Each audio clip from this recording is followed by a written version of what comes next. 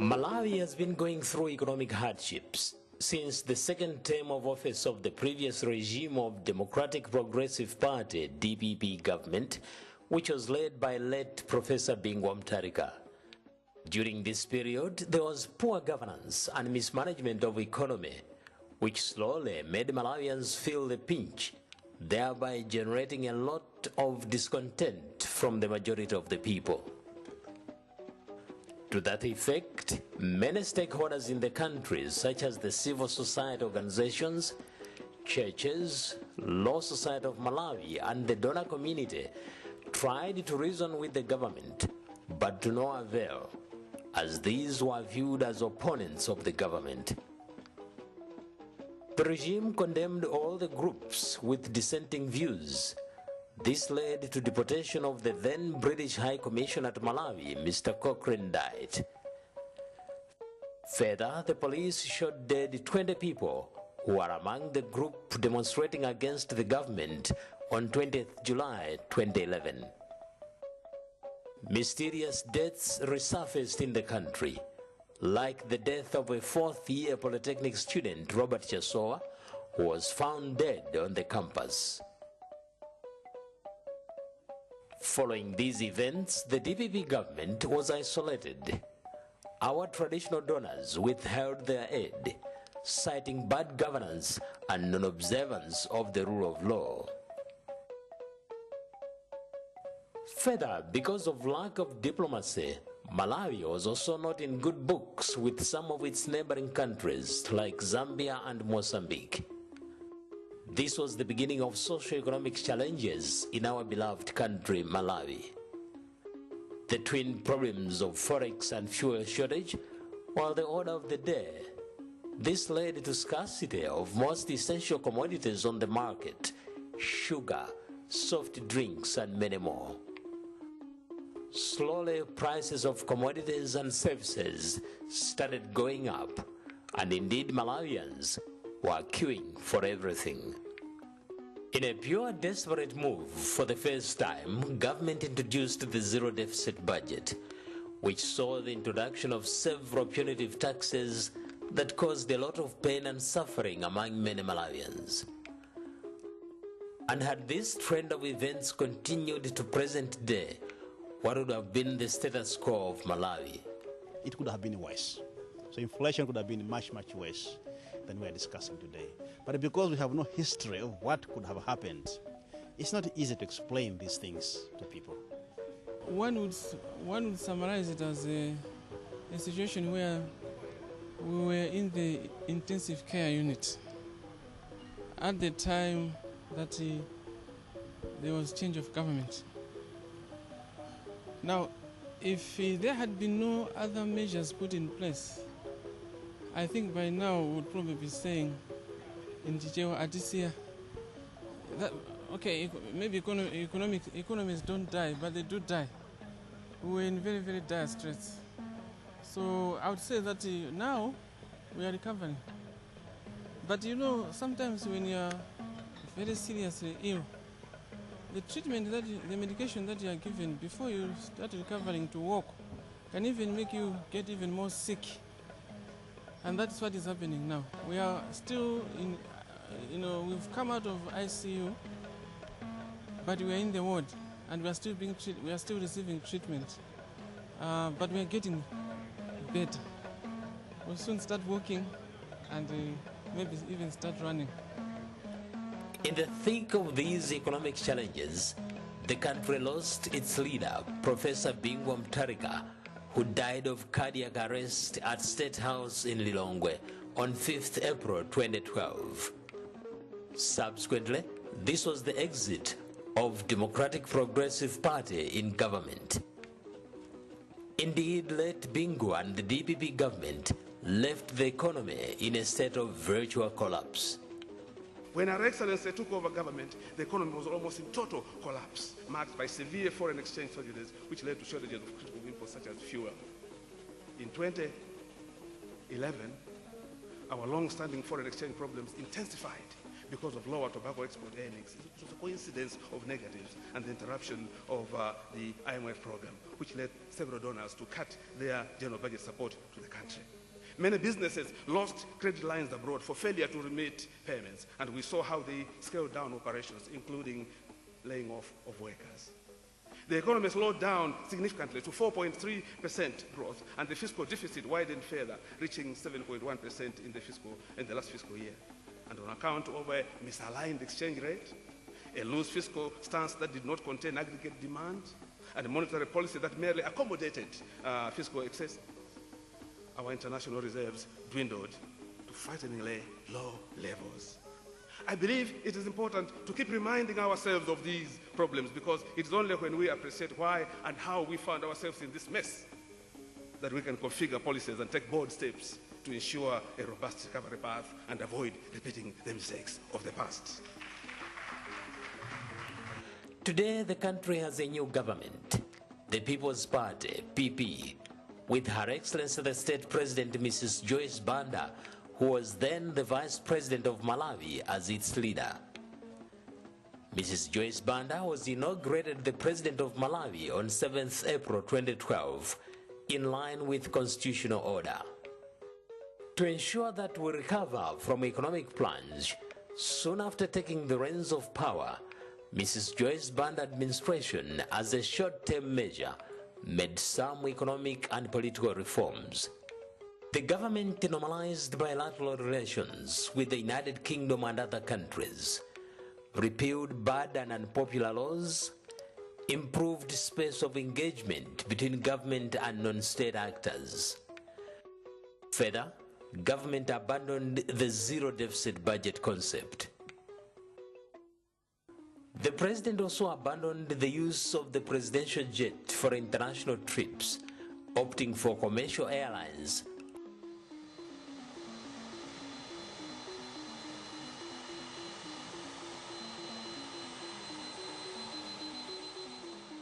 As a long-term measure, government of Joyce Banda introduced the economic recovery process by, among other things, devaluing and floating the kwacha. This country was sitting on external payments arrears of anywhere between $500 million to $600 million. The kwacha was not available in the banks. It was only available in the parallel market, for the better word, black market. And the actual what was happening in the parallel market is that the exchange rate was already, by the time we were devaluing, it was already way above 200 kwacha to the dollar. And had we not done anything at that point in time, that parallel market rates would have gone anywhere, given that we had so many payments arrears in the system. That's a lot of money looking for dollars. So the kwacha could have suddenly gone anywhere. We could have been discussing not 300, but maybe 500, 1,000. Anything was possible when your country doesn't have enough dollars but have too much kwacha running around in the system. Despite the amount of arrears that was there, we also had very little reserves. We had less than 1 month of import cover. And the actual figure actually was much less than what we are discussing today. We had less than 100, very low level of reserves. And then the amount of kwacha that was being pumped by the government, although under a zero budget, was a lot of kwachas. So there's a lot of money around looking for dollars. And so had we not done what we did and allowed the currency to float, the history of this country could have changed dramatically. We wouldn't have been discussing what we are discussing today. The PTC group, you will recall that we had already announced that we will potentially be closing 53 shops across the country when there was shortage of foreign exchange, and also when there was the minimum turnover tax. We went to government, talked to the Minister of Finance on the two issues, and then when the corrective measures were put in place, the removal of the minimum turnover tax, for example, as well as the liberalization of the foreign exchange market in terms of making the exchange rate more flexible to a point where more foreign exchange is available, although at a higher exchange rate. Those two issues made us reverse the decision to close down the 53 shops. So the right policy environment is very critical for us. The devaluation, although painful, was a necessary evil, because what other choice did we have? We were running aground, running short of foreign exchange. It is painful. We just need to have a better sharing of the burden so that the people can actually, we can reduce the pain and suffering, especially in the rural areas, of the consequences of the devaluation. But the devaluation was a necessary evil. It was inevitable. It was not avoidable. It's not like there was a choice. Anyone coming to power would have to do the same. Otherwise, how else do you stop the big importation bills that we were having when we have very little foreign exchange to pay for the big imports? So strategic imports were being compromised like fuel, because things were going to consumption issues like prawns from other places and many other things. So yes, a necessary evil, but it had to be done. However, the impact of devaluation and flotation of the kwacha has in reality shown its ugly face to most Malawians, who are failing to cope with life because of soaring cost of living. Government admits and acknowledges that indeed there is suffering among Malawians. Aftermath of the devaluation, hence collective bargaining of salary adjustments in its various organizations, and introduction of safety-net projects for the poor across the country to at least cushion the suffering of most Malawians.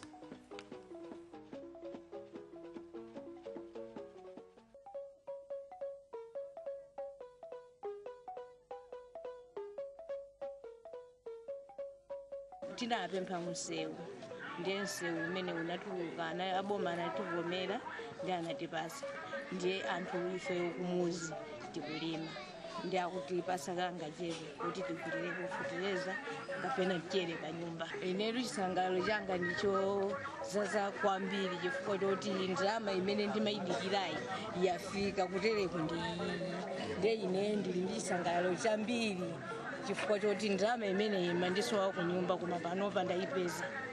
Ndiye tikuthokoza president amene anatikomera mtima ndi kutipasa kangachepe ngati kameneke.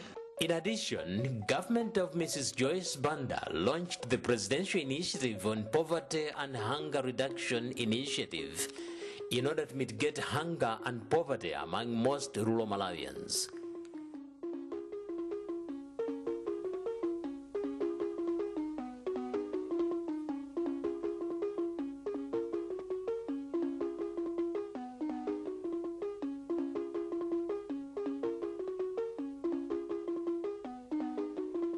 The launch of the Presidential Initiative on Poverty and Hunger Reduction is a clear manifestation and demonstration of Your Excellency's commitment to reducing poverty and hunger in this land. This is a strong indication that the priority of Your Excellency's government is to improve the welfare of the people of Malawi.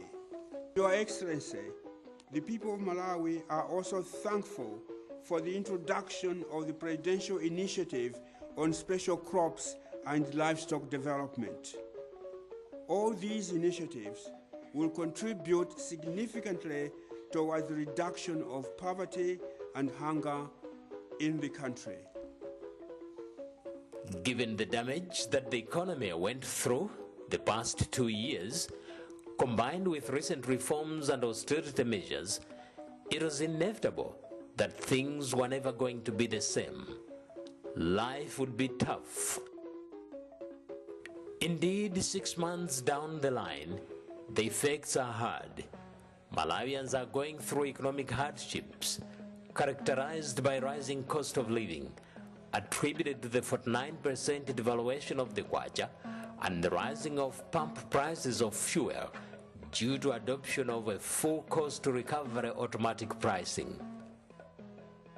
But is there no shortcut process to reverse the economic situation in the country? Our new president has undertaken reforms. We must give them time to operate. when we study recent histories of countries like United States, in Britain and so forth, where they introduced reforms after the economic meltdown of 2008, those reforms have changed the economies, but only halfway. It takes a long time for an economic turnaround. And yet those countries are industrial countries where they don't depend on weather. Anytime during the year, they're working. But ours is an economy based on weather. President Joyce Banda took over the country in April, when the country was just, the dry season was beginning. Now, what can transform the economy in this country is the crop. So we had to wait for the rain season.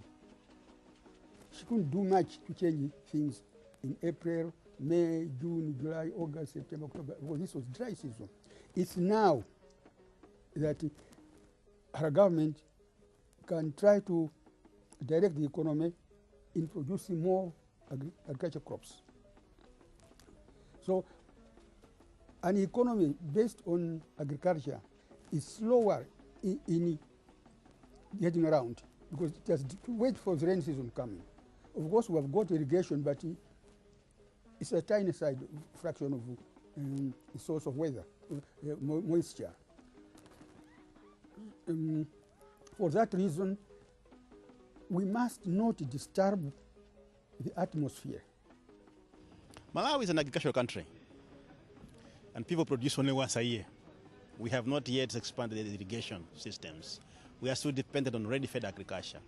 So people have sold all they had. The way to correct that is to make sure that whatever farmers do, the prices they get for their commodities are very good prices that help them to make money the coming year. But so what we are going through now is because we are waiting for the next season. And what we have done, the exchange rate and the like, are actually sending a signal to everyone on the ground that there's a better price out there if we produce for exports. Although the pain is hard from the devaluation, I think endurance for a short while is what I can appeal to my fellow Malawians in terms of us really taking the tough medicine that has been delivered for a while so that things can be in order. However, besides the economic austerity measures government is putting in place, what is the other measure that can make the growth of our economy permanently stable and not dependent on donors? It has been said that genius means patience. You work very hard, you patiently wait for the results. So on both sides, the government and the public, let us work very hard and then patiently wait. It's not handling the culture, the money and so forth that will give us better off. It is working hard, producing more maize, producing more tobacco, producing more sugar, producing this, investigating, exploring the natural resource, discover new mines and so forth, so that we export more minerals and so forth. That is what will change. We must produce more. When we have produced more, prices automatically fall. As earlier stated, the administration of Her Excellency Joyce Banda understands and acknowledges the agony that many Malawians are going through, partly as a result of global recession and also the economic mismanagement of the previous administration of DPP government.